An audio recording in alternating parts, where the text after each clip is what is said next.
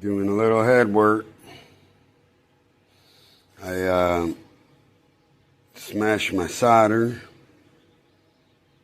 in my head, and we're going to find out how much squish I got. Looks like I got plenty. Like, I could probably take some off around my squish band, but I'll find out.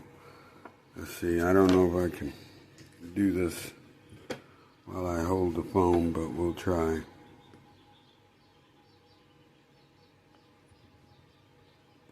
Oh yeah, so I got a lot I can come down.